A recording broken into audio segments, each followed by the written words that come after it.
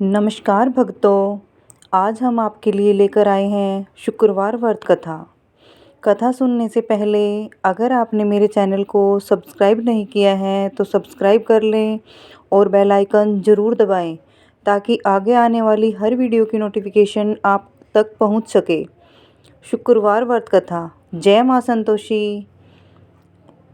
एक बुढ़िया थी, उसके 7 पुत्र थे। 6 कमाने वाले थे, एक निकम्मा था। बुढ़िया माँ 6 पुत्रों की रसोई बनाती, भोजन कराती और पीछे से जो बचता सो 7वीं को दे देती।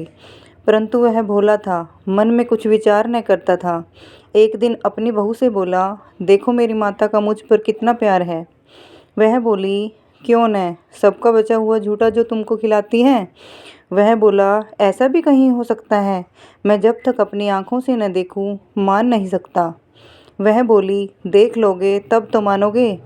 कुछ दिन बाद बड़ा त्यौहार आया। घर में 7 प्रकार के भोजन और चूरमा के लड्डू बने। वह जांचने को सिरदर्द का बहाना कर पतला कपड़ा सिर पर ओढ़कर रसोई में सो गया और कपड़े में से सब देखता रहा। उसने देखा 6 भाई भोजन करने आए। माँ ने उनके लिए सुंदर सुंदर आसन बिछाए हैं। वो 6 भाई भोजन कर गए। अब माँ ने उनकी झूठी थालियों में से लड्डुओं को टुकड़ों को उठाया और एक लड्डू बनाया। जूठन साफ कर बुढ़िया माँ ने उसे पुकारा, उठ बेटा उठ न, भोजन कर। वह बोला, माँ मुझे भोजन नहीं करना, मैं परदेश जा रहा हूँ। माँ ने कहा, कल जाता है तो आज ही चला जा। वह बोला, हाँ हाँ माँ, आज ही जा रहा हूँ। यह कहकर वह घर से निकल गया। चलते समय उसे बहू की याद आई। वह गौशाला में कंठे थाप रही थी। जाकर बोला, हम जावें परदेस को, आवेंगे कुछ काल। तुम रहियो संतोष से, धर्म आपनो पाल। वह बोली, जाओ पिया आनंद से हमारे सोच हटाए। राम भरोसे हम रहे, ईश्वर तुम्हें सहाय। देव निशानी आपनी, देख धरु मंदिर। शुद्धि हमारी न बिसारियो, रखियो मन गंभीर। वह बोला, मेरे पास क्या है, यह अंगूठी है, सो ले लो और अपनी कुछ निशानी मुझे दे दो। वह बोली, मेरे पास क्या है, यह गोबर भरा हाथ। तो चलते समय उसकी पीठ पर गोबर के हाथ की थाप लगा दी। वह चल दिया, दूर देश में पहुंचा।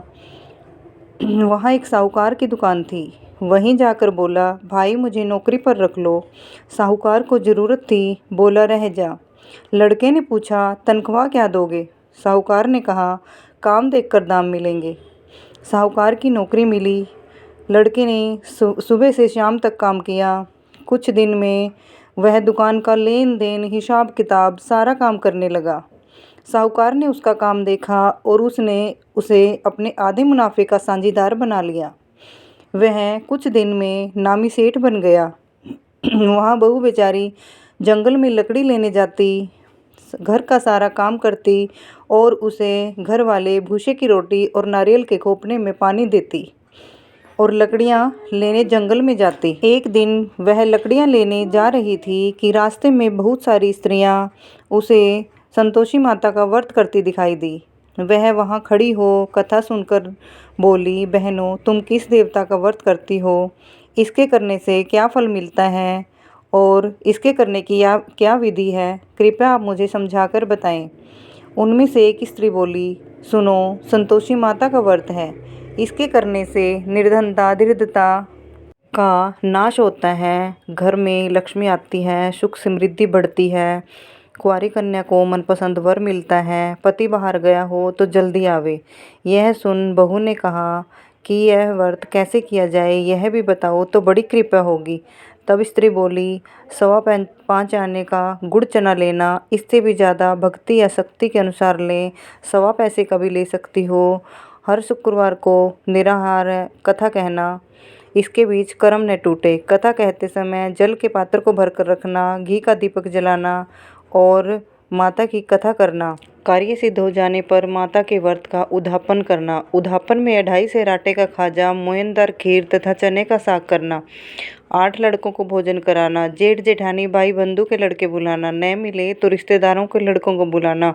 उस दिन घर में कोई खिटाई न खावे। यह सुन बहू वहाँ से चल दी और रास्ते में लकड़ी के गट्ठे को बेच दिया। उस पैसे से गुड़ चना ले माता के व्रत की तैयारी करने लगी और रास्ते में मंदिर देखा तो पूछने लगी, यह मंदिर किसका है? सब बच्चे कहने लगे, संतोषी माता का मंदिर है। वह जा मातेश्वरी के चरणों में गिरकर रोने लगी।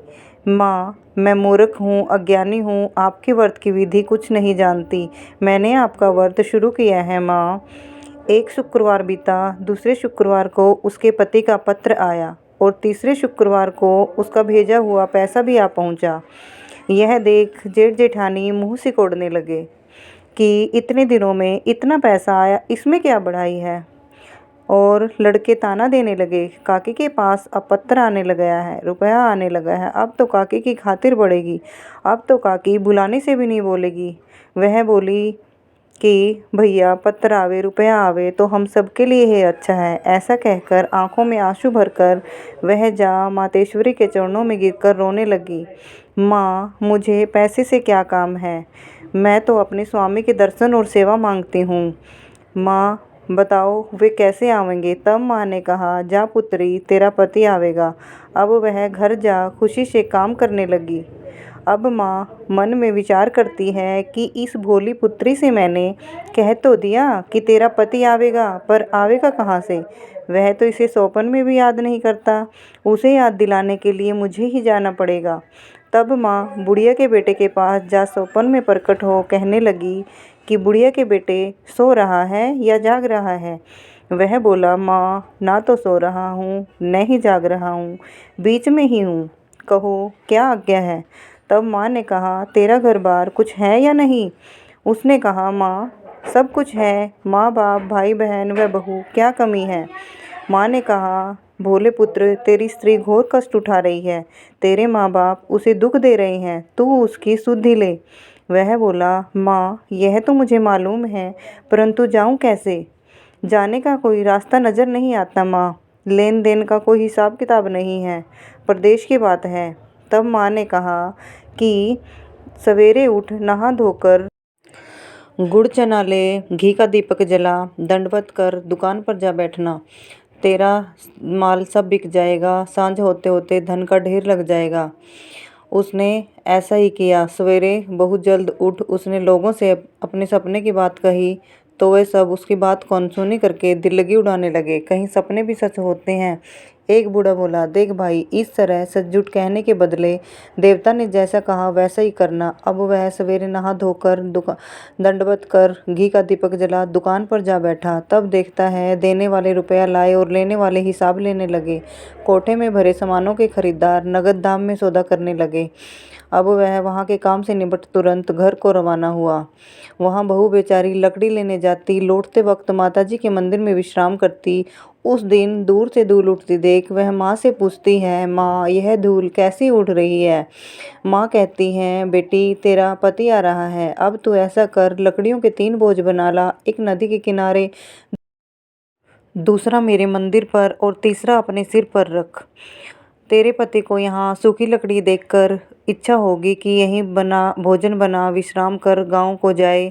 तब तू ऐसा करना, लकड़ियों का गट्ठा सिर पर लेकर जाना और बीच चौक में लकड़ियों को गट्ठे को डालकर जोर से 3 आवाज़ें लगाना। लो सासू जी, लकड़ियों का गट्ठा लो, लो भूसे की रोटी दो और नारियल के खोपरे में पानी दो। बहुत अच्छा माता जी कहकर बहू वहाँ से चल दी और लकड़ियों के 3 बोझ ले आई। एक नदी के किनारे, दूसरा माता के मंदिर पर और तीसरा अपने सिर पर रखा। तभी वहाँ एक मुसाफिर आता है और सूखी लकड़ी देख उसकी इच्छा होती है कि यहीं भोजन बना खा पीकर माँ से मिलने जाए। तब बहू लकड़ियों का गट्ठा लेकर जाती है और बीच चौक में गट्ठा डालकर जोर से 3 आवाज़ें लगाती है। लो सासू जी, लकड़ियों का गट्ठा लो, लो भूसे की रोटी दो और नारियल के खोपड़े में पानी दो। आज मेहमान कौन आया है? यह सुन उसकी सास अपने दिए हुए कष्टों को भुलाने के लिए कहती है, बहू ऐसा क्यों कहती है? तेरा मालिक ही तो आया है, आ बैठ, मीठा भात का भोजन कर, कपड़े गहने पहन। तब आवाज़ सुनकर उसका स्वामी बाहर आता है और उसकी हालत देखकर माँ से पूछता है कि माँ यह कौन है? माँ कहती है, बेटा तेरी बहू है, आज 12 वर्ष हो गए जब से तू गया है, सारे गाँव में जानवर की तरह भटकती फिरती है, काम काज घर का कुछ नहीं करती, 4 समय आकर खा जाती है। तब वह बोला, ठीक है माँ, मैंने इसे भी देखा है और तुम्हें भी देखा है। अब मुझे दूसरे घर की ताली दो तो मैं उसमें रहूं। तब माँ बोली, ठीक है बेटा, जैसी तेरी मर्जी। यह कहकर ताली का गुच्छा पटक दिया। अब वे दोनों दूसरे घर में, जो कि तीसरी मंजिल पर कमरा था, वहां जाकर रहने लगे। कुछ दिन में ही वहां राजा के महल जैसा ठाट बाट बन गया। अब बहू ने कहा कि मुझे माता का उद्यापन करना है। पति ने कहा, करो, खुशी से करो। तब अगला शुक्रवार आया। वह उद्यापन की तैयारी करने लगी। जेठ के बच्चों को भोजन के लिए कहने गई। जेठानी ने मंजूर किया, लेकिन जेठानी अपने बच्चों को सिखाती है, देखो रे, भोजन के समय सब लोग खिटाई मांगना, जिसके उसका उद्यापन पूरा न हो। लड़के जीमने आए, खीर पेट भर खाई, लेकिन याद आते ही कहने लगे, काकी हमें कुछ खिटाई खाने के दो, खीर खाना हमें नहीं भाता, जी भड़कता है। तब बहू ने कहा, खिटाई किसी को नहीं मिलेगी, यह संतोषी माता का प्रसाद है। तब लड़के उठ खड़े हुए और बोले, पैसा लाओ। भोली बहू कुछ जानती नहीं थी, सो उन्हें पैसे दे दिए। तब बच्चे उन पैसों से इमली ला खाने लगे। यह देख माँ ने बहू पर कोप किया और राजा के दूत उसके पति को पकड़ कर ले गए। अब सब जेठ जेठानी मन माने खोटे वचन कहने लगे। लूटकर धन इकट्ठा कर लाया था, सो राजा के दूत पकड़ कर ले गए। अब सब मालूम पड़ जाएगी जब जेल की मार खाएगा। बहू से यह वचन सहन नहीं हुए और वह रोती रोती माता के मंदिर में गई और जामातेश्वरी के चरणों में गिरकर रोने लगी। माँ, तुमने यह क्या किया? हंसाकर क्यों रुलाने लगी?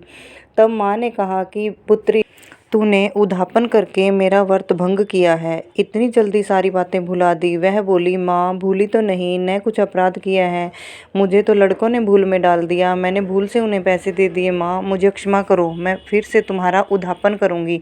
माँ ने कहा कि अब भूल मत करना। वह बोली, अब भूल न होगी माँ, अब बताओ वे कैसे आवेंगे? माँ ने कहा, जा पुत्री, तेरा पति तुझे रास्ते में आता मिलेगा, वहाँ से खुशी हो। वह घर को चली। राह में पति आता मिला। उसने पूछा, तुम कहाँ गए थे? उसने कहा, इतना धन जो कमाया है उसका टैक्स राजा ने मांगा था, वह भरने गया था। अब वह बोली, भला हुआ, अब घर को चलो। इतने में अगला शुक्रवार आया तो बहू ने कहा, मुझे माता का उद्यापन करना है। तो पति ने फिर कहा, करो। वह फिर जेठ के लड़कों को भोजन के लिए कहने गई। जेठानी ने फिर से मंजूर किया और अपने बच्चों को फिर से सिखा दिया। लड़के जीमने आए, आते ही कहने लगे, हमें खिटाई खाने को दो, खीर खाना हमें नहीं भाता। बहू ने कहा, यह संतोषी माता का प्रसाद है, खिटाई किसी को नहीं मिलेगी, खाना हो तो खाओ। वह ब्राह्मण के लड़कों को लाकर भोजन कराने लगी और यथाशक्ति दक्षिणा की जगह एक एक फल उन्हें दिया। इससे संतोषी माँ प्रसन्न हुई और उसे 9वें मास में ही चंद्रमा के समान सुंदर पुत्र प्राप्त हुआ। पुत्र को लेकर प्रतिदिन माता के मंदिर में जाने लगी। एक दिन माँ ने सोचा कि यह रोज आती है, आज मैं क्यों न इसके घर चलूं और इसका आसरा देखूं तो सही। यह सोच माँ ने भयानक रूप बनाया। गुड़ और चने से सना मुख, सूंड के समान होठ और उस पर मक्खियाँ भिनभिना रही।